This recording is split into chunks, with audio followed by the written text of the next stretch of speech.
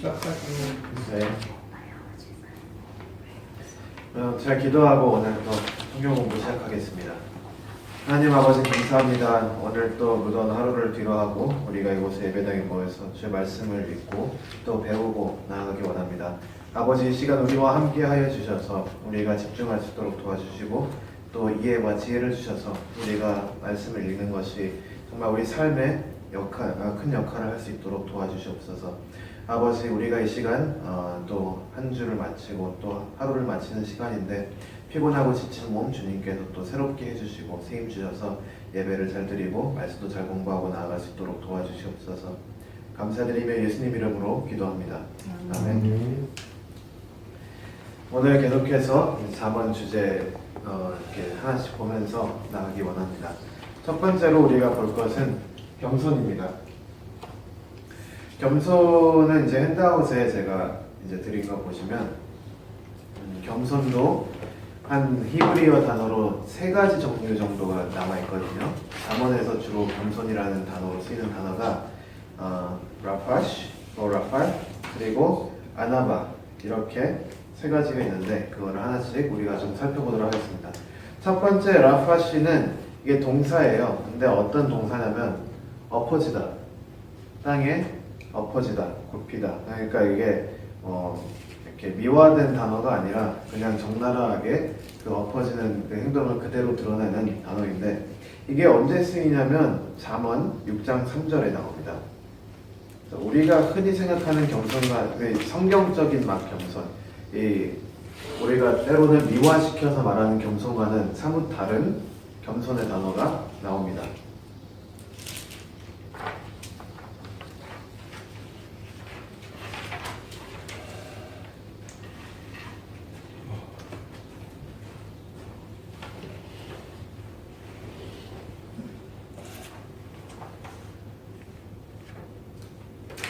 잠언 6장 3절 말씀 보면 이제 한 번씩 나오는 말씀인데 여기 보시면 뭐라고 써있냐면 잠언 6장 3절에 내 아들아 네가 네 이웃의 손에 빠졌은즉 이같이 하라. 너는 곧 가서 겸손히 내 이웃에게 간구하여 스스로 구원하되. 이게 어떤 상황이냐면 6장 1절에 보시면 이 아들아 네가 만일 이웃을 위하여 담보하여 타인을 위하여 보증하였으면, 그러니까 이런 상황, 위급한 상황이 되면 여기서 우리가 해야 되는 것은 겸손하게 그 사람한테 이렇게 구해야 되는데 그 겸손이라는 게 우리가 흔히 이렇게 기독교 내에서 교회 안에서 순화시켜서 말하는 그런 아름다워 보이는 그런 겸손이 아니라 정말로 처절하고 비참하지만 그래도 그렇게 해라 이런 뜻으로 겸손을 단어를 쓰고 있거든요. 그래서 우리가 때로는 미화시키려는 경향이 있어요. 왜냐하면 예수님 뭐 겸손의 왕 하면 되게 아름답고 우리도 겸손하게 우리가 삶을 살아갑시다 하면 뭔가 되게 온순하고 아름답고 낮아지는 게 아름다워 보이고 겸손이 되게 미화돼서 쓰여지는데 구약에서 겸손이라는 단어는 딱히 그렇게 미화돼서 사용되지는 않습니다. 그냥 그 처절하게 그냥 엎어지는 모습을 적나라하게 드러내는 면이 많은데 체면을 구기고 타인 앞에서 낮아지는 것이 때로는 가장 지혜로운 선택일 때가 있다는 것을 잠언 6장 3절에서는 이야기를 하고 있죠. 그러니까 겸손이 무엇인가를 우리가 조금 더 구체적으로 알고 가야 돼요. 이렇게 우리가 만들어낸 미화시킨 그래서 좋은 면만 이렇게 드러내는 겸손이 아니라 겸손의 그 모든 것을 다 우리가 포용할 수 있어야 합니다. 계속해서 이제 그 두 번째 나눠보시면 사파르이라는 단어가 나와 있는데요. 이것도 낮아지는 것, 내려가는 것을 이야기를 하고 있습니다. 이 단어도 여러 번 나옵니다. 16장 19절에 보시면서 한번 볼게요. 16장 19절에는 이렇게 이야기되어 있습니다. 겸손한 자와 함께하여 마음을 낮추는 것이 교만한 자와 함께하여 탈취물을 나누는 것보다 나으니라. 여기서 겸손한 자가 마음을 낮추고 그게 뭐랑 대조가 되냐면 교만한 자가 탈취물을 나누는 것과 이렇게 대조가 되죠. 여기서 특히 우리가 집중해야 되는 것은 먼저 성경 말씀은 뭐라고 하냐, 이렇게 탈취물이 있다는 것은 그 사람이 재물이 있다는 것이죠.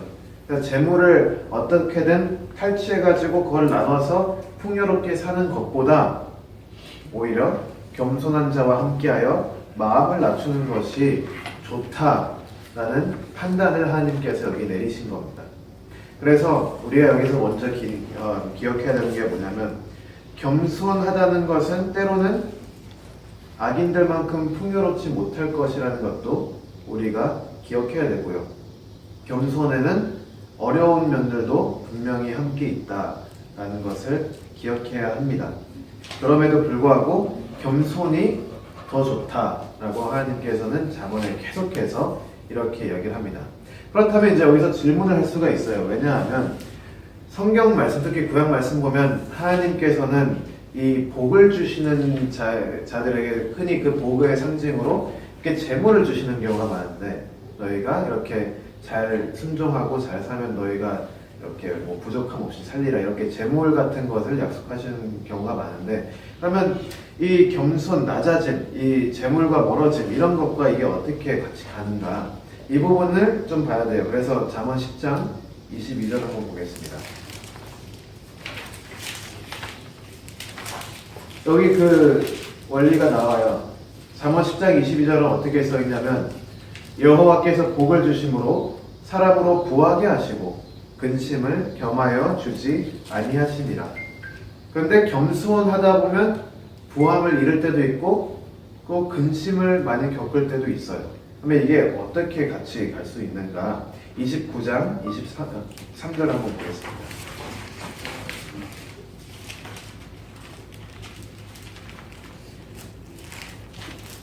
이게 참 성경 말씀 재밌는 게 같은 원리도 어떤 상황이냐에 따라서 완전히 뒤집어질 때가 있어요. 잠언 29장 23절이 그런 말씀입니다. 사람이 교만하면 낮아지게 되겠고 마음이 겸손하면 영예를 얻으리라. 그러니까 이 부한 것이 교만과 같이 가버리면 오히려 그 부가 하나님의 축복이 아니라 망하는 것에 열림길이 될 수 있다는 것을 우리가 기억해야 돼요. 그리고 겸손한 자세가 단순히 겸손함으로 끝나는 것이 아니라, 이제 계속 우리가 말씀 보면서 배우겠지만, 겸손한 자세가 하나님에게 복을 받는 준비 자세로 주로 나온다는 것을 우리가 기억을 해야 됩니다. 그래서 이 겸손해지고 낮아지고 내려가고 엎어지고 이런 비참한 단어들로 우리가 우리 자신을 깎아내리고 우리 자신이 이렇게 내 자신을 드러내고 싶은 욕망, 내가 내 뜻을 펼치고 싶은 욕망, 내가 내 마음대로 다 해버리고 싶은 욕망, 그런 것들을 다 포기하고 겸손해진다는 것이 결코 거기서 다 끝나는 게 아니라, 그게 비워지면 그 다음에는 이제 하나님께서 그 겸손한 자들을 쓰시는데, 근데 그렇게 되기 위해서 먼저 준비 자세가 겸손이 먼저 와야 된다는 것을 이야기하는 거죠. 그래서 부요함이 분명히 하나님께서 주시는 복이지만, 그 부요함 가운데 교만함이 동시에 있으면 낮아진다는 것은 그 부요함까지도 없어진다는 것을 이야기하는 것이죠. 복이 떠난다는 것입니다. 그래서 25장, 잠언 25장 6절부터 7절.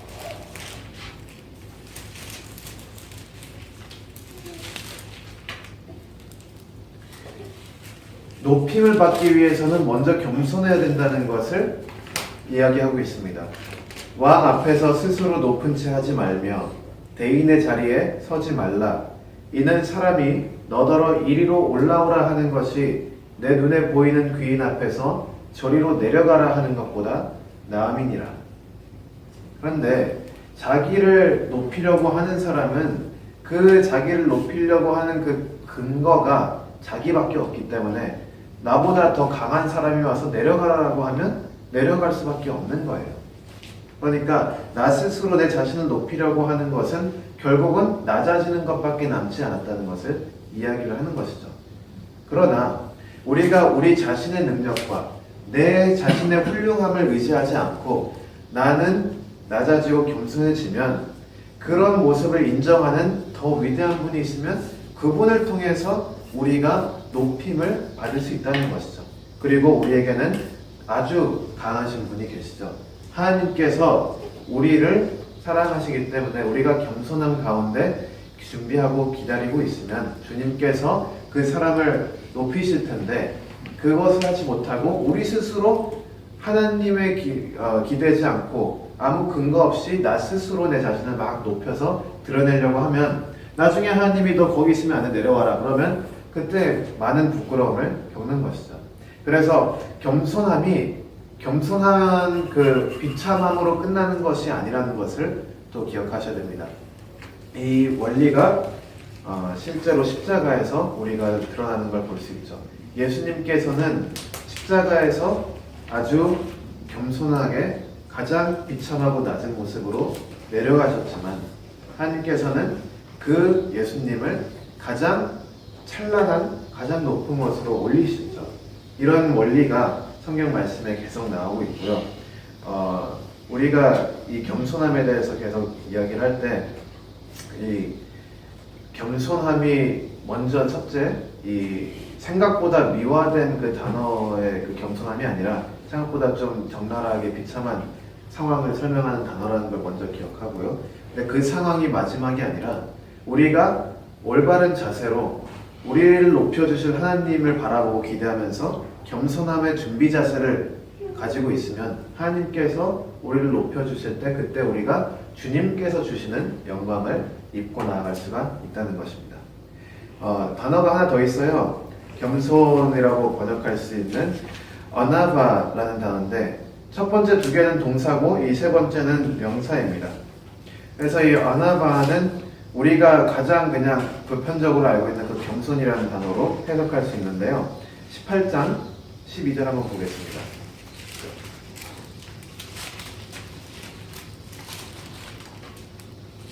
제가 앞서 말씀드린 그 원리가 여기가 나와 있어요. 18장 12절 보시면 이렇게 기록되어 있습니다. 사람의 마음의 교만은 멸망의 선봉이요 겸손은 존귀의 앞잡이니라. 이것만 놓고 보면 좀 이해가 잘 안 되시는데 우리가 이미 봤죠. 왜 겸손함이 존귀의 앞잡이가 되고 왜 교만이 멸망의 선봉이 되는가.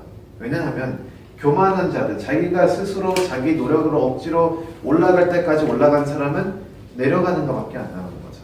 그러나 우리가 스스로 우리 자신을 높이고 드러내려고 하는 게 아니라 그거를 유일하게 하실 수 있는 하나님의 손길을 바라보면서 우리에게 알맞는 그 겸손한 자세로 준비 자세를 취하고 있으면 하나님께서 그 사람을 그냥 거기서 버려두지 않고 하나님께서 겸손한 사람들을 들어서 쓰신다는 것을 우리가 이 잠언 말씀을 통해서 볼 수가 있습니다.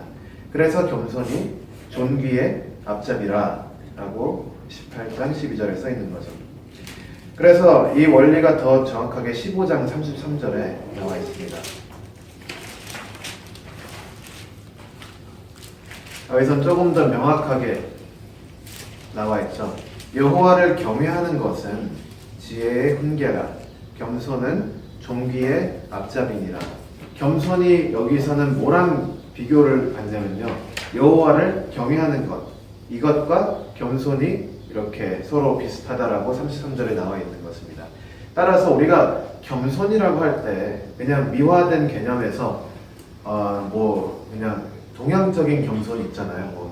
우리 애가 원래 못나요. 막 그런 식으로 하던지 아니면 제가 이런 식으로 그냥 그런 겸손이 아니라 하나님과의 관계 속에서 올바른 겸손의 자세로 나아가는 게 중요해요. 그래서 여호와를 경외하는 것, 결국 이것으로 돌아옵니다. 즉 우리가 처음 시작할 때 잠언 볼 때 지혜의 근본이 어디 있다고 했죠? 여호와를 경외하는 것이 지혜와 지식의 근본이다 라고 이야기를 했는데 결국은 여호와를 경외하는 것이 겸손과 비교가 되면서 겸손한 사람이 존귀를 얻는다라는 것을 15장 33절에 이야기를 하고 있습니다.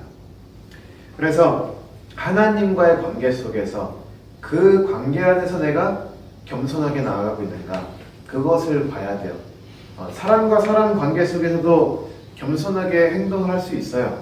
또 그렇게 해서 어느 정도 위치에 올라갈 수도 있고요. 근데 중요한 것은 하나님을 대면했을 때 내가 지금 하나님이 계신데 하나님의 자리에 올라가려고 하는 그 교만의 마음이 있는가, 그것을 우리가 조금 깊이 살펴보고, 하나님이 이미 왕이신데 내가 그 왕의 자리에 올라가려고 하는 것이 아닌가, 그러한 교만함이 있지 않은가, 그런 것도 우리가 잘 살펴봐야 됩니다. 여호와를 경외한다, 하나님을 두려워한다, 그런 건 무슨 얘기냐면 하나님이 왕이심을 우리가 인정하는 것이고 하나님의 통치 앞에서 우리가 순종을 한다는 것이죠. 그리고 우리는 피조물이고 하나님께서는 우리를 창조하신 창조주다, 이런 것을 다 인식하고 이해하고, 그러면 자연스럽게 우리가 주님 앞에서 취해야 되는 자세가 나오죠. 그것이 바로 겸손입니다. 그래서 그 겸손의 자세가 하나님 앞에 올바른 자세이고요, 하나님 앞에 올바른 자세로 준비하고 기다리고 있는 자들은 하나님께서 그들을 들어서 존귀하게 쓰신다는 것을 이 잠언 말씀이 여러 말씀을 통해서 가르치고 있습니다. 지금 22장 4절 하나만 더 보고 넘어갈게요.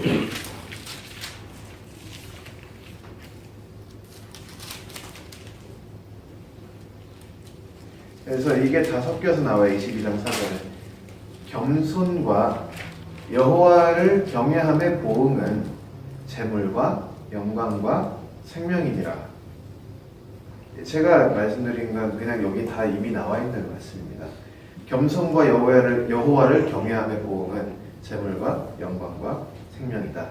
이걸 기억하고요. 근데 이제 겸손과 대비되는 내용이 있죠. 저는 잠언 말씀에는 교만한 자들에 대해서도 많은 이야기를 하고 있습니다. 그래서 우리가 조금 더 겸손이 뭔지를 더 명확하게 알기 위해서 그 반대 개념인 교만에 대해서도 좀 볼 필요가 있습니다. 8장 13절 한번 볼게요.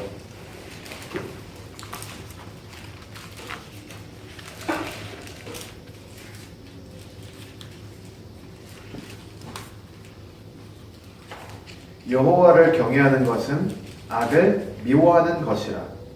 나는 교만과 거만과 악한 행실과 패역한 입을 미워하느니라. 이게 무슨 얘기냐면 여호와를 경외하는 것, 이게 지혜의 근본이라고 했잖아요. 지혜로운 사람은 여호와를 경외해요. 근데 여호와를 경외하면 뭐가 동시에 되냐면 악을 미워하게 됩니다. 근데 악을 미워하는 게 뭐냐? 교만과 거만과 악한 행실과 패역의 입을 미워한다는 거죠. 곧 교만은 여호와를 경외하는 것과 같이 갈 수가 없다는 것을 여기서 이야기를 하고 있습니다. 반대로 얘기하자면 여호와를 경외하는 것은 겸손과 같이 간다는 이야기죠. 그래서 여기서 우리가 지금까지 이야기한 것들이 다 정리가 되죠. 여호와를 경외한다, 그러면 교만도 미워해야 된다라는 것을 이야기하고 있습니다. 16장 5절 한번 보시면 하나님께서 이 교만한 자들에 대해서 어떻게 생각하시는지 이야기를 해주고 있습니다. 16장 5절에 이렇게 기록되어 있습니다. 무릇 마음이 교만한 자를 여호와께서 미워하시나니 피차 손을 잡을지라도 벌을 면치 못하리라. 마음이 교만한 자를 여호와께서 미워하신다 라고 기록되어 있습니다. 그럴 수밖에 없어요. 가만히 생각해 보면. 왜냐하면 여호와를 경외하는 것과 교만이 정반대 개념이라면 교만한 사람들은 여호와를 경외 안 하는 거잖아요. 경외를 안 한다는 건 뭐냐? 결국 아담이 지었던 그 원죄와 같은 죄를 짓는 거죠.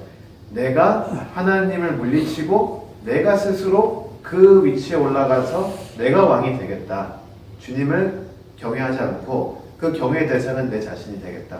결국 그 죄의 마음이 있는데, 죄의 마음이 있으니까 당연히 여호와께서 죄를 미워하시기 때문에 그 교만을 미워할 수밖에 없죠. 우리가 하나님께서 그냥 이게 겸손하고 교만이 그냥 우리가 좀 더 성공하고 망하고 그런 수준의 차원이 아니라, 이게 하나님께서 기뻐하시냐 아니면 하나님께서 노하시냐, 이 좀 더 중요한 문제가 지금 걸려 있는 것입니다. 우리가 겸손하다는 것은 단순히 추가적으로 옵션으로 있으면 더 좋고 없으면 어쩔 수 없지, 그게 아니라 우리가 하나님을 경외하는 올바른 신앙생활을 하는 그리스도인이라면 겸손함은 필수적으로 필요한 덕목이라는 것을 기억해야 됩니다. 여호와께서는 겸손이 없는 자, 그러니까 겸손이 부재하면 교만이 있는 자, 그 교만을 미워하신다는 것을 우리가 잠언에서 배워야 합니다. 따라서 16장 18절 좀 내려가시면 이렇게 얘기가 나오죠. 그러기 때문에 아까 본 말씀이랑 같은 내용이죠. 교만은 패망의 선봉이요 거만한 마음은 넘어짐의 앞잡이니라. 그럴 수밖에 없죠. 하나님을 적으로 대적하는데 어떻게 안 망해요? 하나님이 적이 됐는데 어떻게 넘어지지 않습니까? 교만한 자는 그러기 때문에 패망하고 넘어진다는 것을 잠언 말씀에 명확하게 이야기를 하고 있습니다.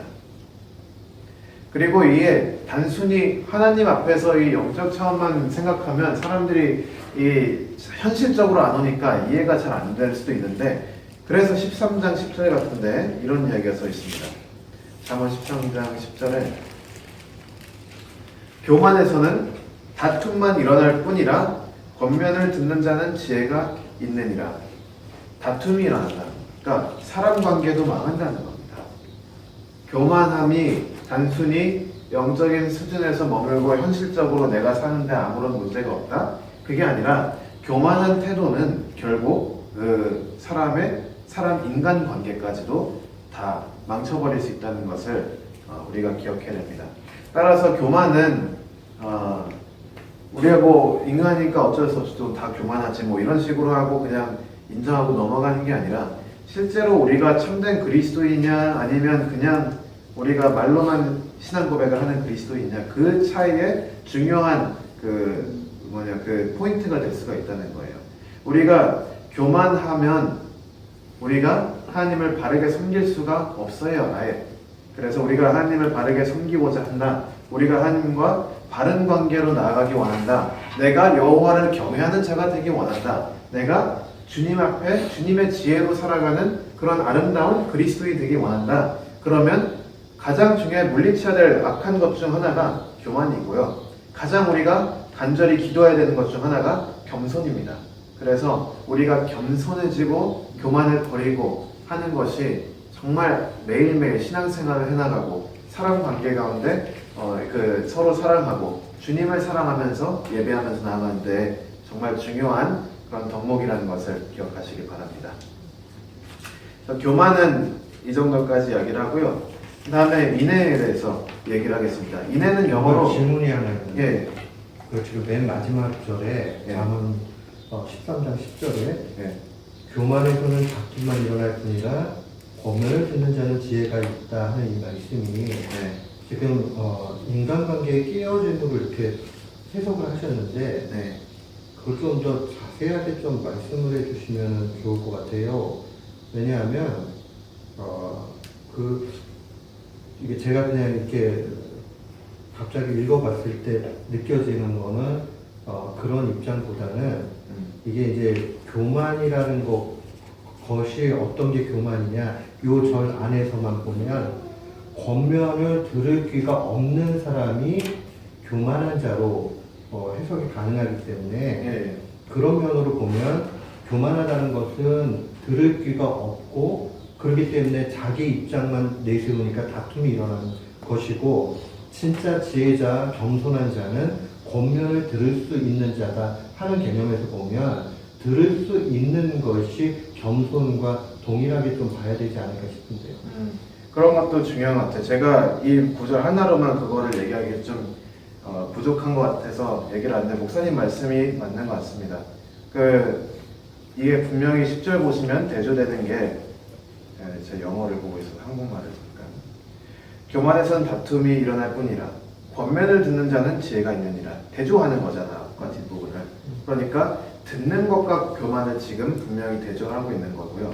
교만이 이미 지혜가 아니라는 것을 알고 있기 때문에 뒤에 권면을 듣는 게 지혜다라고 하는 것을 우리가 봤을 때 교만과 권면을 들을 수 있는 듣는 마음, 듣는 귀가 정반대되는 개념이다라고 볼 수가 있죠. 그러니까 조금 더 특정하게 우리가 들어가면 이 사람과 사람 관계 속에서 그냥 교만해지면 그냥 추상적으로 그냥 관계가 나빠질 것이다, 이렇게 그냥 우리가 끝나고 갈 게 아니라, 목사님 말씀하신 대로 이 교만한 마음이 결국은 듣는 것을 이렇게 배제시켜버리고 듣는 것이 끊기니까 다툼이 일어난다. 이렇게 조금 더 깊이 우리가 정확하게 볼 수가 있죠. 뭐 전사님이 그 동양적인 관점에서 겸손하고 성경의 관점에서의 참 잘 설명을 해주셨는데 요거를 좀 더 우리가 삶에서 실천할 수 있는 구체적인 방법들이 있다면 지금 이제 말씀을 해주신 건 거의 다 이제 원론적인 얘기들을 해주셨는데 우리가 삶에서 실천할 수 있는 겸손의 방법들이 뭐가 있을까요? 아니 꼭 전사님뿐만 아니라 다른 분들도 나는 신앙생활 하면서 이런 게 참 어렵던데 내가 생각할 때 하나님의 말씀 겸손을 이렇게 얘기해 주고 있고 그거 생각할 때에 나는 실천적으로 이게 가장 좀 필요하다라고 본다 하면 조금 오늘 우리 이 모임이 실천할 수 있는 풍성함으로 가지 않을까 싶어가지고 이건 질문보다는 우리의 의견들을 좀 들어봤으면 좋겠다. 제가 먼저 첫 번째로 이야기해야 되는 것은 뭐냐면 오늘 얘기 나온 이 세 가지 토픽, 교만과 인애와 또 자녀 양육. 제가 봤을 때 제가 할 이 주제 중에 가장 저한테는 이해가 어렵고 좀 멀리 떨어져 있는 것 같아요. 왜냐하면 저는 먼저 많이 좀 교만하고요. 그리고 인애가 부족하고 자녀가 없습니다. 저는 있는데 그래서 일단은 제가 실천적으로 뭐라고 말씀을 드리기가 어려운 게 실제로 나중에 자녀 양육을 해보신 분들 앞에서 자녀가 없는 사람이 이렇게 얘기하는 거는 오직 성경 말씀에 권위가 있기 때문에 하는 거지 다른 게 아닌데 그럼에도 불구하고 제 실제적인 경험과 제 삶에서 이걸 어떻게 적응하려고 이렇게 발악을 하고 있는지를 조금 쉐어를 하자면 첫 번째로는 이 교만에 대해서는 겸손에 대해서는 어쩔 수 없이 그냥 이거의 중요성을 깨닫고 내가 이거를 정말 이거랑 정말 동떨어져 있다는 그 심각성도 깨닫고 정말 기도하는 것밖에 없다고 봐요. 첫 번째는. 왜냐하면 먼저 중요한 것은 뭐냐면 어찌되었건 간에 하나님과의 관계가 올바르게 있냐 그게 중요하기 때문에 기도하면서 먼저 시작을 해야 돼요.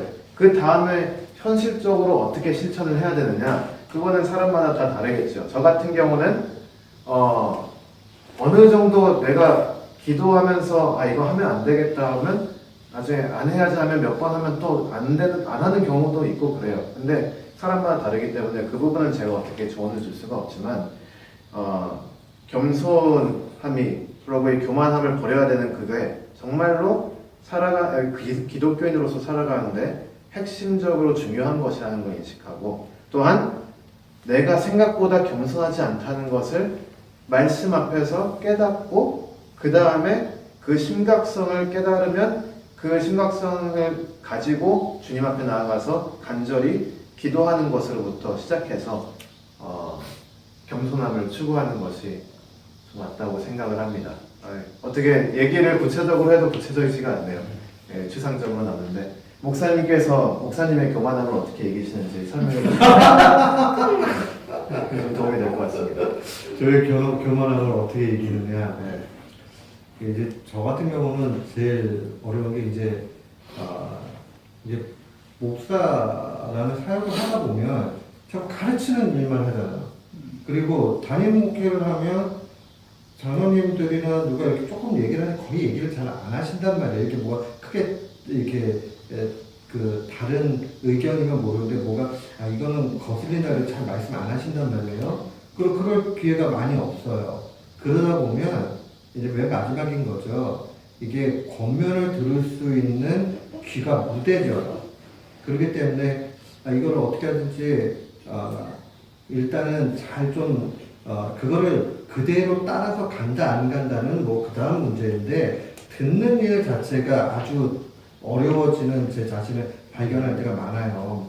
그리고 제가 좀 결혼하고 지나고 나서 생각이 들었던 게 부모님들도 거의 아주 뭐 이게 뭐 잘됐다 잘못됐다 뭐 이런 평가도 안 하실 뿐더러 뭐 이렇게 조언하시는 것도 제한적이고 그래서 느껴진 게 나이가 먹는다는 것은 이게 뭐 잔소리든 조언이든 들을 기회가 적어지는 거구나 라는 생각을 했고 그러다 보니까 이제 점점 더 이렇게 들을 수 있는 귀가 적어지는 거겠죠.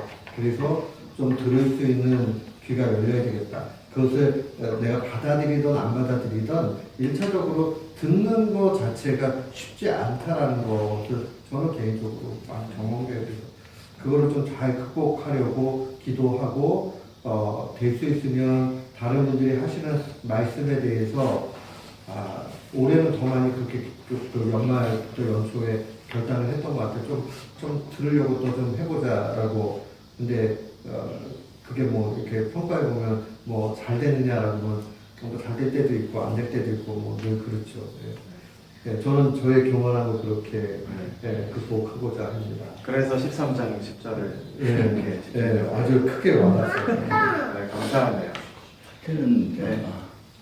겸손을 한마디로 표현하면 하나님 앞에서 내가 누군가를 보는 게 겸손이라고 생각해요. 난 결국 교만이라고 하는 게 뭐 다른 사람 무시하는 거, 그다음에 내가 인정받으려고 하는 거, 내가 자랑하려고 하는 거 이런 게 교만인데 내가 하나님 앞에 내가 누군가 하는 거 난 가끔 생각해요.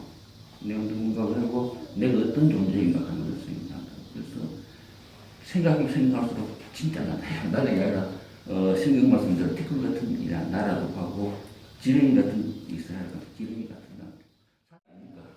근데 그 중에서도 난또 티끌이거든요. 거기에 비교하면 나는 하나님께서 내 손 아무것도 없어요.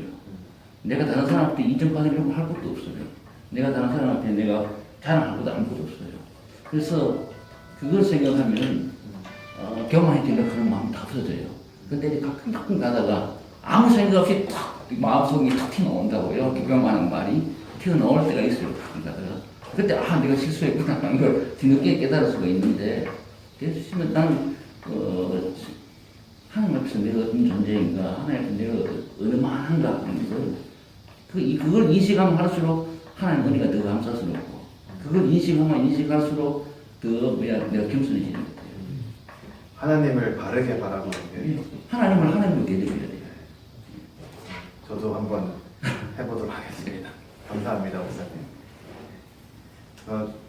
네, 교만함에 대해서 교만함이 중요한 토픽이긴 해요. 특히 이렇게 저 같은 경우는 참 교만함이 제가 교만해서 그런지 모르는데 교만함이 더 잘 보여요.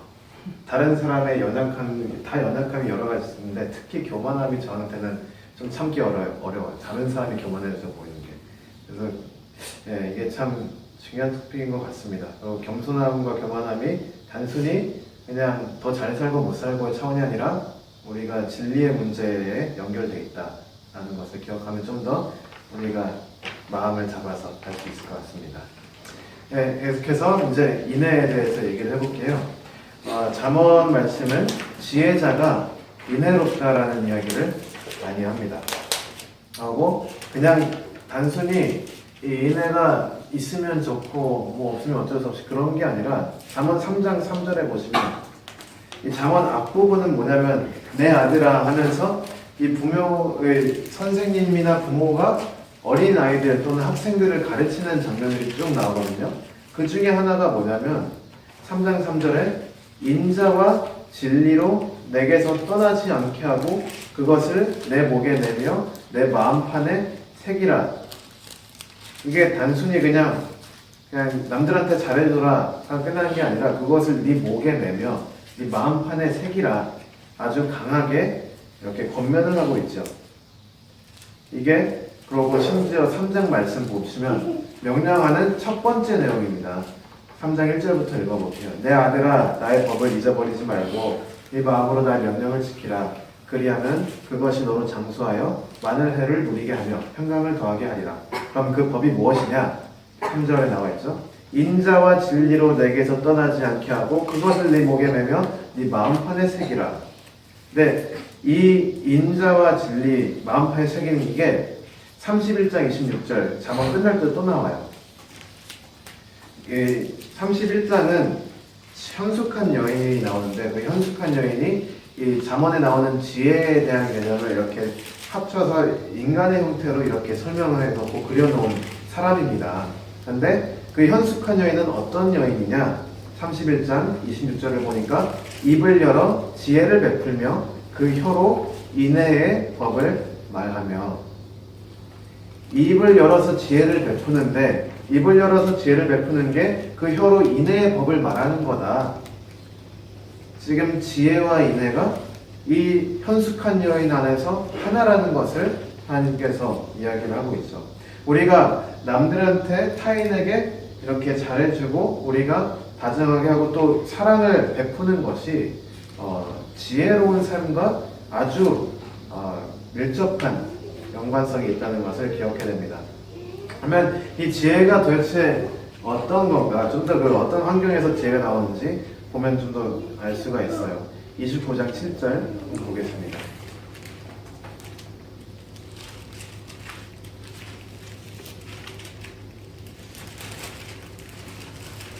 의인은 가난한 자의 사정을 알아주나 악인은 알아줄 지식이 없느니라. 지혜가 있는 자와 없는 자, 의인과 악인 대조하면서, 의인은 어떤 사람이냐? 가난한 자의 사정을 알아주는 사람. 악인은 누구냐? 가난한 자의 사정을 알아줄 지식 자체가 없는 사람. 이렇게 대조가 되죠. 가난한 자를 돌보는 것, 그것이 아주 중요한 인애의 한 면입니다. 우리가 계속 나오는데, 근데 이 인애가 단순히 가난한 자들에게만 가는 게 아니라 잠언 12장 10절 보시면 의인이 얼마나 이렇게 베푸는 사람이냐, 얼마나 돌보고 사랑을 베푸는 사람이냐면 10절 보니까 의인은 그 육축의 생명을 돌아보나 악인의 긍휼은 잔인이니라. 이게 무슨 얘기냐면, 의인은 의인은 그 자비와 인애가 넘쳐나서 사람에게 가는 것까지 모자라 육축에게까지 흘러 넘치는데, 악인은 어떤 사람이냐? 악인은 아무리 긍휼해봤자 그게 잔인이라는 거예요. 이게 굉장히 강력하게 대조가 되고 있죠. 그러니까 인애가 있고 없음이 의인과 악인, 지혜자와 미련한 자의 차이가 된다는 것을 아주 명확하게 계속해서 이야기를 하고 있습니다. 그리고 25장 21절 보시면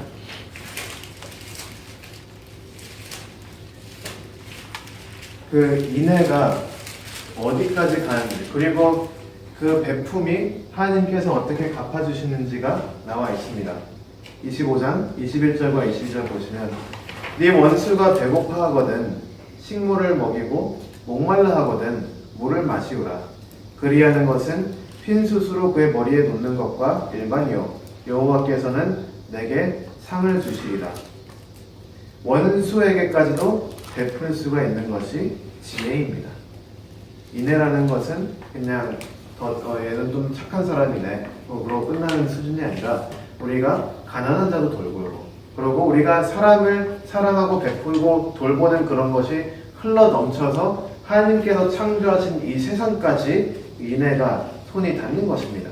그래서 육축까지도 돌보고, 하나님께서 창세기에 보시면 원래 아담과 하와를 창조하신 것은 하나님께서 만드신 이 세상을 잘 가꾸고 돌보기 위한 그 목적이 있었는데, 그런 부분이 인애가 필요하다는 거죠. 그래서 인애가 가난한 자, 또 더 나아가서는 사람뿐만이 아니라 이 하나님께서 창조하신 세상까지 돌볼 수 있는 마음의 사랑과 베품이 있어야 되고, 심지어 원수에게까지도 이렇게 우리가 베풀 수 있는, 원수를 사랑하고 도울 수 있는 그러한 마음까지도 필요하다는 것을 가르쳐주고 있습니다.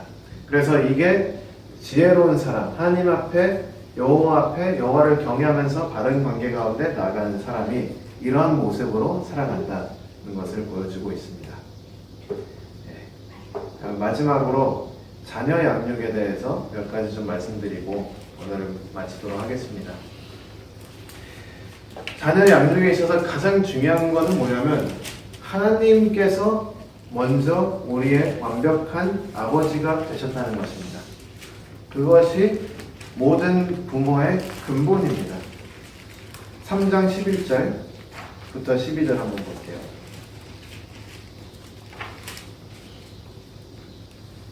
내 아들아, 여호와의 징계를 경히 여기지 말라. 그 꾸지람을 싫어하지 말라.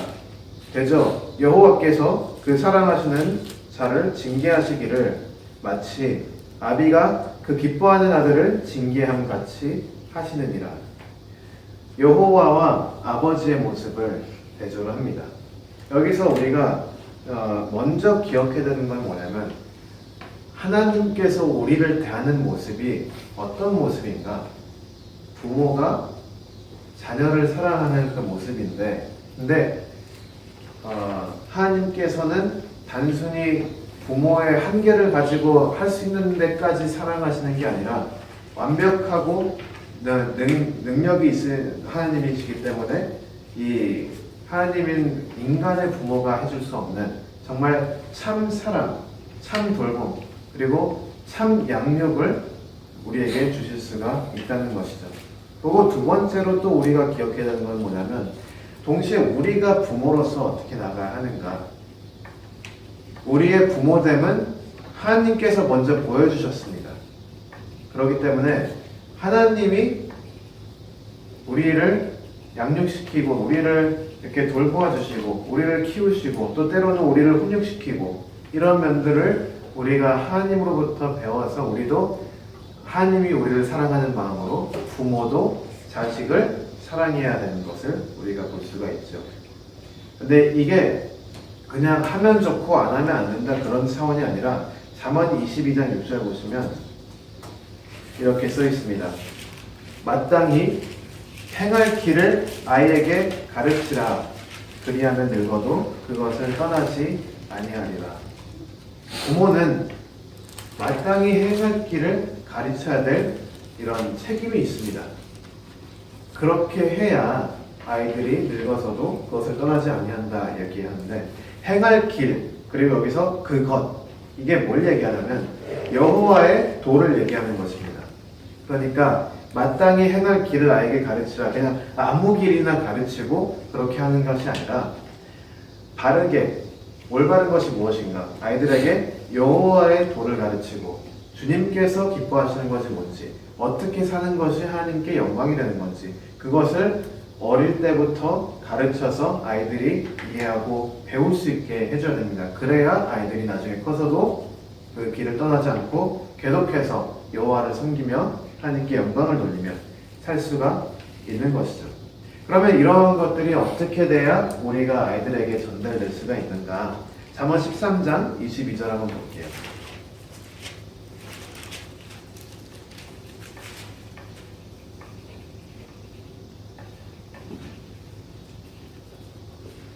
선인은 그 산업을 자자손손에게 끼쳐도 죄인의 재물은 의인을 위하여 쌓이느니라.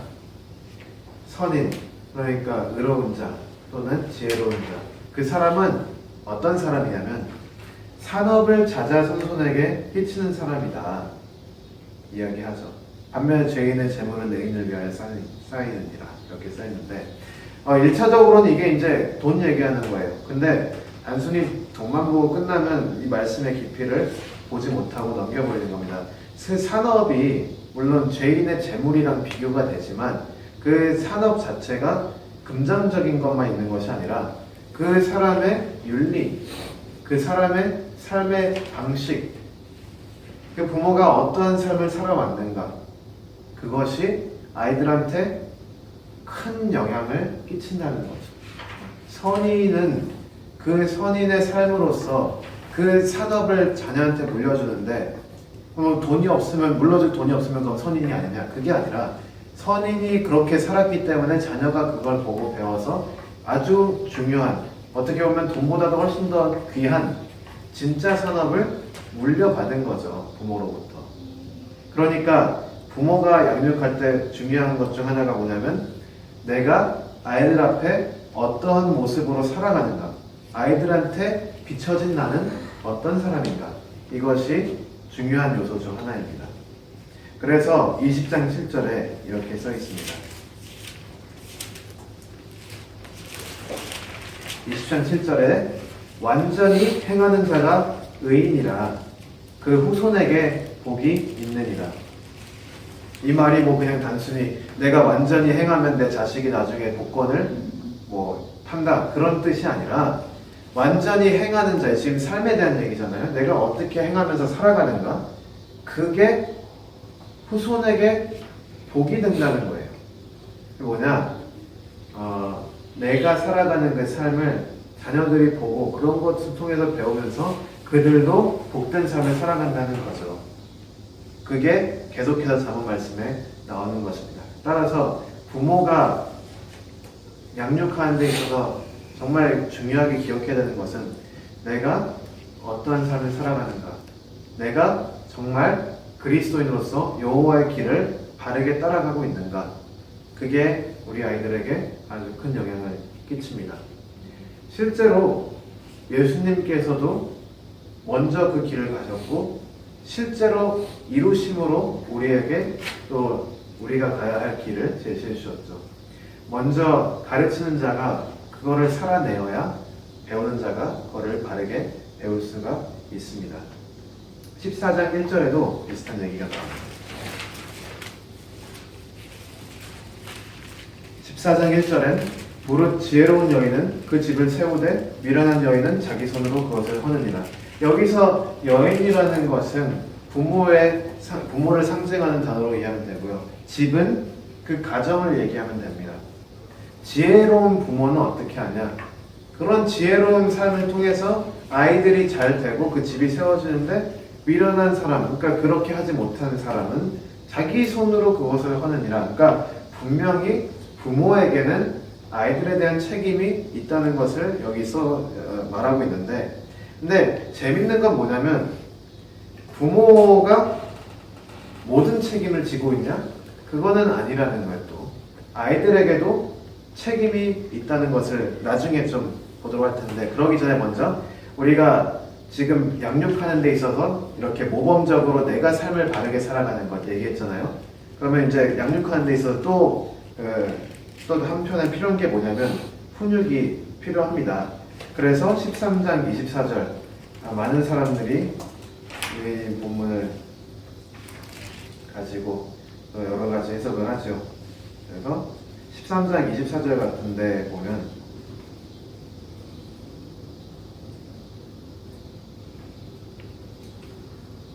초다를 참아 못하는 자는 그 자식을 미워합니다. 자식을 사랑하는 자는 근실이 징계하느니라. 그러니까 때로는 사랑의 매를 들 필요도 있습니다. 그거 보세요. 저도 훈육을 많이 받았기 때문에 이게 쉽지 않다는 것을 경험하고 많이 잘 알고 있습니다. 근데 때로는 어쨌든 이 부모가 책임이 있잖아요. 자녀를. 아까 14장 1절에 보면 어머니가 어떻게 하느냐에 따라서 그 집안이 세워지거나 망한다는데, 그러면 그 중요한 책임이 있기 때문에 부모는 때로는 교육을 시킬 필요가 있어요. 오히려 안 혼내는 게 그 자식을 미워함이라고 얘기하고 있고요. 자식을 사랑하는 것은 근실이 징계하느니라 이렇게 얘기하는데, 왜 그러느냐? 왜 우리가 매를 들어서 아이들을 혼내야 하는가? 그 이유는 22장 15절에 나와 있습니다. 왜 우리가 혼내야 하냐면요, 15절 말씀에 이렇게 써있죠. 아이의 마음에는 미련한 것이 얽혔으나 징계하는 채찍이 이를 멀리 쫓아내니라. 원죄가 있어서 그래요. 원죄가 있어서 아이의 마음에는 미련한 것이 얽혀있다고 얘기하는 거예요. 그래서 징계를 해야 이 미련한 것이 얽혀있는 이 미련한 것을 멀리 쫓아낸다는 거예요. 그렇기 때문에 징계도 확실히 해야 될 필요가 있고요. 부모의 책임으로서 충분히 감당해야 되는 부분 중 하나입니다. 이게 되게 중요해요. 23장 다음 장 가서 23장 13절 보시면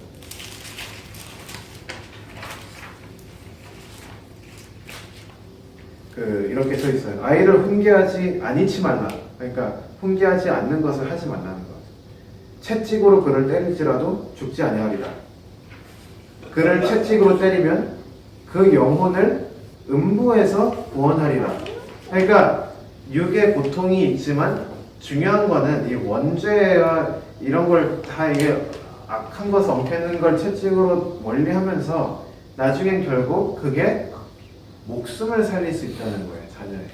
자녀의 영혼을 살릴 수가 있다는 겁니다. 그래서 훈육이 아주 중요하고요. 29장 15절 보시면 그렇게 안 하면 어떻게 됩니까? 15절 보시면 이렇게 써 있어요. 채찍과 꾸지람이 지혜를 주거늘 임의로 하게 버려두면 그 자식은 어미를 욕되게 하느니라. 나중에 내가 책임지지 못한 게 고스란히 나한테 돌아와서 내가 고통을 받는 거라는 거죠. 19장 18절 한번 볼게요.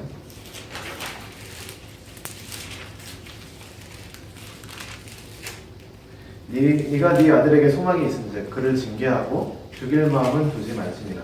여기서 이거 잘못 이해하면 이렇게 죽을 정도로 징계하지 말라 그 얘기로 이해할 수 있는데 그게 아니라 그를 징계하는 것이 그가 죽는 것을 막는 거예요. 그러니까 징계함으로써 네 자식을 죽이지 말아라.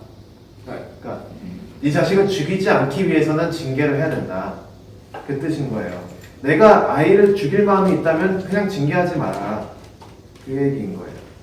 그래서 징계하는 것이 결국은 아이들을 살리는 것이라는 것을 기억해야 되고요. 이것은 원죄와 깊은 연관성이 있고 부모의 책임과 또 하나님께서 우리에게 먼저 보여주신 모범적인 부모의 삶과 아주 깊은 연관성이 있다는 것을 이야기하고 있습니다. 그런데 징계와 훈육은 굉장히 마음이 아픕니다. 그럼에도 우리가 그렇게 하면 하나님께서는 그거를 그냥 마음 아픈 채로 내버려 두지 않아요. 23장 24절 보시면 이렇게 써있죠. 의인의 아비는 크게 즐거울 것이요 지혜로운 자식을 낳은 자는 그를 인하여 즐거울 것이니라. 네 부모를 즐겁게 하며 너 낳은 어미를 기쁘게 하라. 여기 25절 보면 되게 재밌어요. 여기서는 이 말씀의 대상이 부모가 아니라 자녀입니다. 그러니까 자녀에게도 잘 살아야 되는 자기가 잘 커야 되는 책임이 또 있는 거예요. 그건 조금 이따 돌아오고요. 29장 3절 한번 볼게요. 지혜를 사모하는 자는 아비를 즐겁게 하여도 창기를 사귀는 자는 재물을 없이 하느니라. 그래서 지혜로운 자녀가 결국 부모의 기쁨이 된다는 거죠. 그리고 조금 더 내려가면 17절에 네 자식을 징계하라. 그리하면 그가 너를 평안하게 하겠고 또 네 마음에 기쁨을 주리라. 자, 결국은 뭐냐? 이 올바른 훈육의 결국은 기쁨이 있다는 거예요. 그래서 하나님께서는 이 훈육과 아픔, 고통이 마지막 단어가 되지 않게 하십니다. 마지막으로 이제 자녀의 책임에 대해서 좀 보고 마무리할게요. 1장 8절부터 9절 보겠습니다.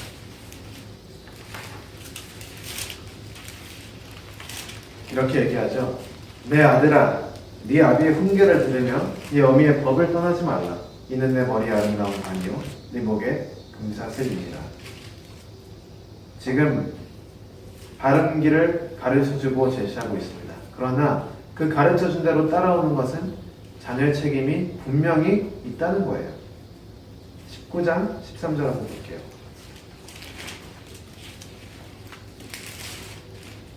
그래서 이 자녀의 책임이 분명히 있는데 이러한 책임을 다하지 않는 자녀는 결국 부모의 마음을 찢어놓는 사람이 됩니다.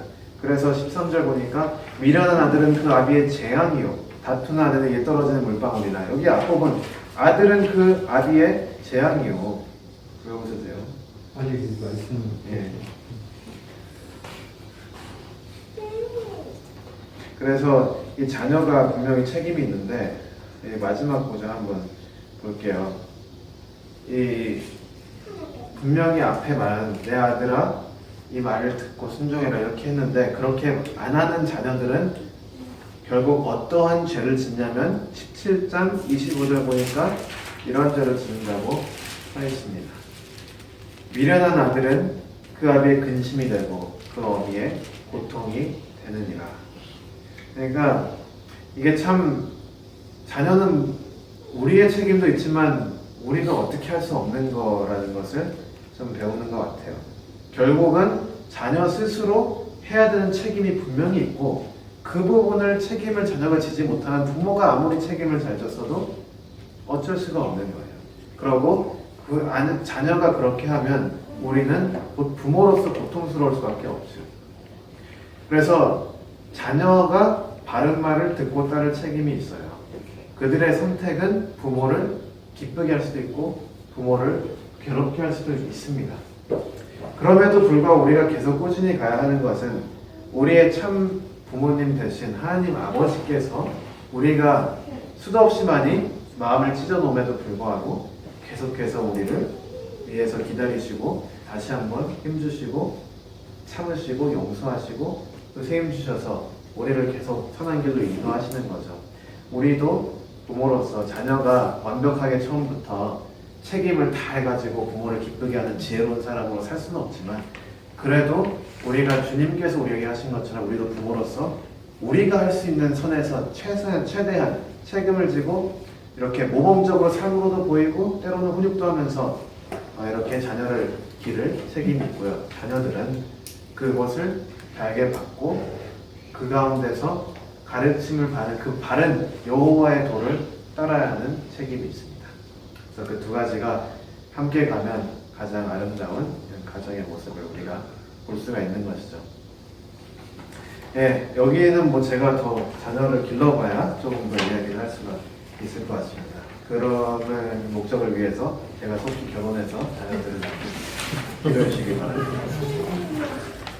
예, 그러면 시간이 벌써 8시 다 됐는데요. 한 5분에서 10분 정도 쉬고 우리 예배당에서 예배 드리도록 하겠습니다.